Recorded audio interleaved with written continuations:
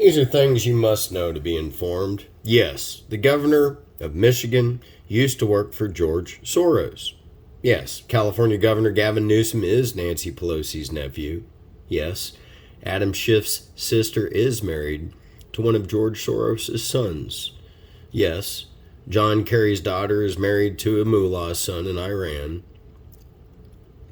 Yes, Hillary Clinton's daughter, Chelsea, is married to George Soros' nephew. Yes, ABC News executive producer Ian Cameron is married to Susan Rice, Obama's former national security advisor.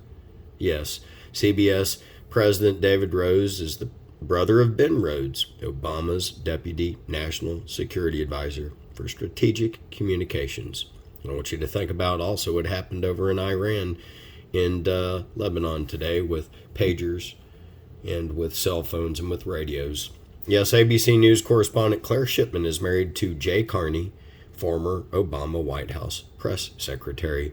Yes, ABC News and Univision reporter Matthew Jaffe is married to Katie Hogan, Obama's former deputy press secretary. Yes, ABC President Ben Sherwood is the brother of Elizabeth Sherwood, Obama's former special advisor. Yes, CNN VP Virginia Mosley is married to Tom Nides, former Hillary Clinton deputy secretary. This is what you call a stacked deck. If you had a hunch the news media was somewhat rigged and you couldn't put your finger on it, this might help you solve the puzzle.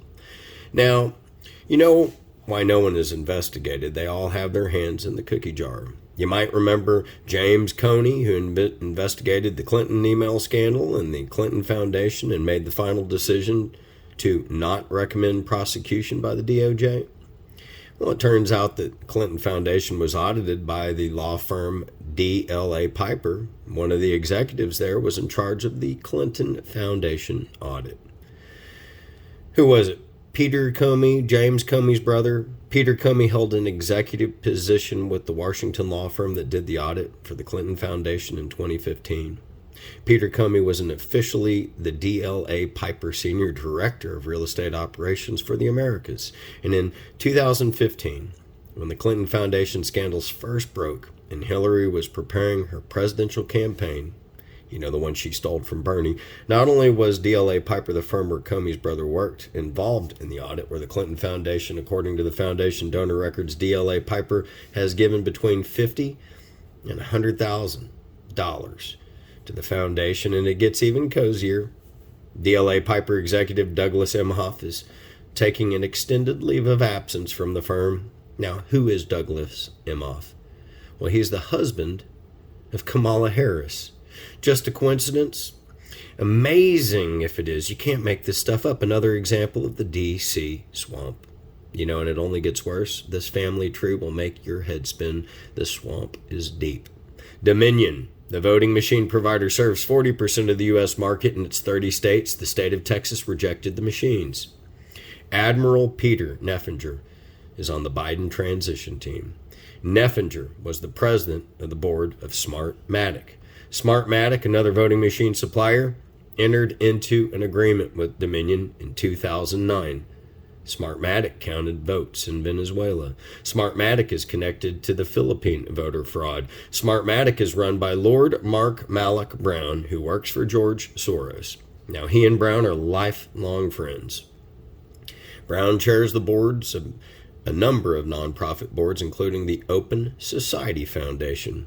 Brown chairs the Center for Global Development. Open Society, of course, is owned by George Soros. Smartmatic partnered with DLA Piper Global. Douglas Emhoff works at DLA Piper Global. Douglas Emhoff is Kamala Harris's husband. So guess who owns Dominion? Blum Capital Partners LP. Guess who is on the board for the company? Richard Blum. Richard Blum is Dianne Feinstein's husband. Nancy Pelosi's husband is also a major investor. An aide to Nancy Pelosi, Nadim El-Assami, was hired by Dominion Voting System, and it goes on and on. Dominion Voting System is listed on the Clinton Foundation website. Dominion voted is listed as $25,000 to $50,000 to the Clinton Foundation in 2014 by the Washington Post. And Georgia Governor Kemp used Dominion voting after Texas and Florida rejected them. Dominion has a lobbyist named Jared Thomas. Jared Thomas was Governor Brian Kemp's chief of staff and press secretary to 2012 to 2015. You must remember the Feinstein-Kavanaugh-Soros connections to understand this next information. Deborah Katz, Christine Ford's lawyer, worked for George Soros at the Open Society Foundation. Deborah Katz, Christine Ford's lawyer, also worked at Project on Government Oversight, the POGO. POG is funded by Soros Open Society Foundation.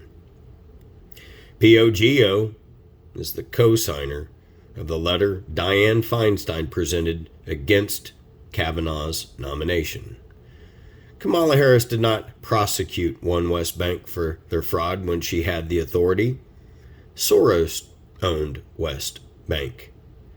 And now that you know why a woman who placed seventh in her own state when running for president is now the VP, well, it's because her husband controls everything with his friends behind the scenes.